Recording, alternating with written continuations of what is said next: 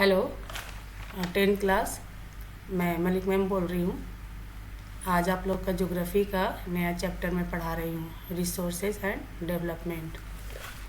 तो रिसोर्सेज मतलब संसाधन, ऐसी चीज़ें जिससे हमारी ज़रूरतें पूरी होती है।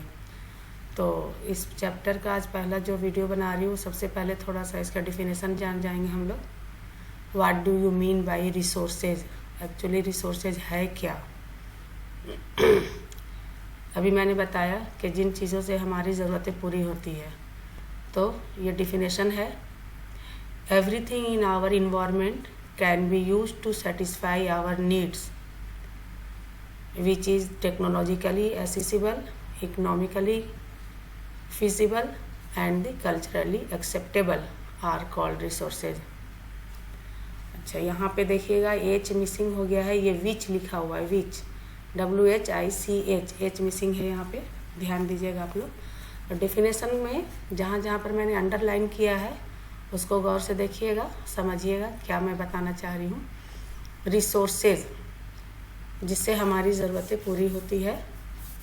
और एक एग्ज़ाम्पल दे रही हूँ, मान लीजिए कि ऐसी चीज़, मान लो हमें गोल्ड की ज़रूरत है, तो गोल्ड को निकालना, फिर उसको निकालने के जो टेक्नोलॉजी यूज़ की जाएगी, फिर उस गोल्ड की जो वैल्यू है सोसाइटी में कल्चरली एक्सेप्ट करना हो चाहिए, उसके बाद फिर इकोनॉमिकली उसकी फिजिबल होनी चाहिए, तो उसको हम लोग कहेंगे रिसोर्सेज। जैसे यहाँ पे मैंने एग्जांपल दे के आपको ये समझाया है कि मान लीजिए कि ये गोल्ड है और आपके जो सबसे पहले आ रहा है टेक्नोलॉजिकली एसेसिबल, तो इसको निकालने के लिए हम खुद तो कहीं पर माइनिंग में नहीं जाएंगे, खुदाई करने के लिए हमको किसी टेक्नोलॉजी का हेल्प लेना पड़ता है, फिर वो सोना निकलता है। और अगर मान लीजिए उस सोने को हमारे सोसाइटी में कोई वैल्यू ना हो, कल्चरली एक्सेप्टेबल ना हो, तो फिर वो बेकार हो जाएगा। इसलिए ऐसी चीज़ों का जिसको टेक्नोलॉजिकली एसेसिबल किया जाता हो और कल्चरली एक्सेप्ट किया जाता हो, साथ ही साथ है उस चीज़ का इकोनॉमिकली फिजिबल होना चाहिए। इकोनॉमिकली फिजिबल के मतलब होता है कि जैसे मान लीजिए मैंने उस गोल्ड को निकालने के लिए या अपने पास लाने के लिए कितने खर्च किए। मान लीजिए 20,000 हमने खर्च किए और जब सोना निकला हमारे पास आया तो उसकी वैल्यू हो रही 10,000। दैट मीन्स इकोनॉमिकली फिजिबल ये नहीं हुआ, मैं यहाँ पे लॉस में हूँ। इसलिए रिसोर्स को इस तरह होना चाहिए जहाँ पे जो टेक्नोलॉजिकली एसेसिबल होना चाहिए, कल्चरली एक्सेप्टेबल होना चाहिए एंड इकोनॉमिकली फिजिबल होना चाहिए। तो ये आपका डिफिनेशन था। डिफिनेशन के जो 3 वर्ड थे ये मैंने आप लोगों को समझाया, इसको समझिएगा। अब इसको यूज़ कैसे करते हैं, रिसोर्स को यूज़ करने के लिए भी मैंने एक छोटा सा यहाँ पे एग्जांपल आप लोगों को दिया है।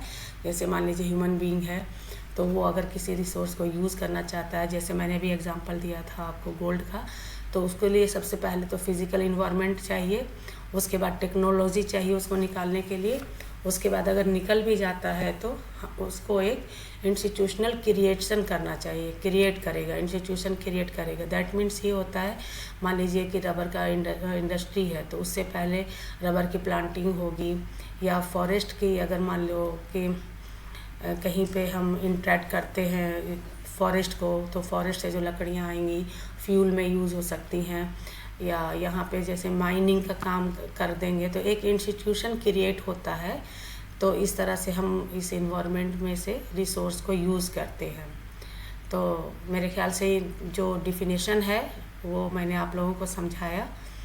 और उसके बाद अब रिसोर्सेज को डिस्ट्रीब्यूशन या क्लासिफिकेशन कर सकते हैं। क्लासिफिकेशन करने के भी कई बेस हैं। जैसे पहला बेस है on the basis of origin. Origin के बेस पे ये जो रिसोर्सेज होते हैं वो 2 तरह के होते हैं, बायोटिक एंड अबायोटिक। बायोटिक ऐसे रिसोर्सेज जिसमें लाइफ होती है, और अबायोटिक जिसमें लाइफ नहीं होती है। अब उसके बाद ऑन द बेसिस ऑफ एक्सहॉस्टिबिलिटी। एक्सहॉस्टिबिलिटी इसके बेसिस पे भी 2 तरह के होते हैं रिसोर्सेज, एक रिन्यूएबल, एक नॉन रिन्यूएबल। रिन्यूएबल मतलब जिसको दोबारा से बनाया जा सके, और नॉन रिन्यूएबल जिसको दोबारा नहीं बनाया जा सकता है। अब रिन्यूएबल के मतलब जैसे वाटर रिसोर्सेज है, वाटर साइकिल के ज़रिए फिर से वो आ जाता है। पहले पानी हुआ, फिर वो एवोपरेट हुआ, फिर कंडेंस हुआ, फिर बादल बना, फिर वो ड्रॉप बना, फिर वो पानी बना, फिर उसके बाद वो पानी आ जाता है ओशन में। तो ये रिन्यूएबल हुआ। और नॉन रिन्यूएबल जिसको नहीं बना सकते हैं, अगर आप 1 लीटर पेट्रोल बाइक में डालते हो तो जब वो यूज़ हो जाएगा तो दोबारा तो उसमें नहीं आ जाएगा। तो एक रिन्यूएबल, एक नॉन रिन्यूएबल। उसके बाद तीसरा टॉपिक है on the basis of ownership.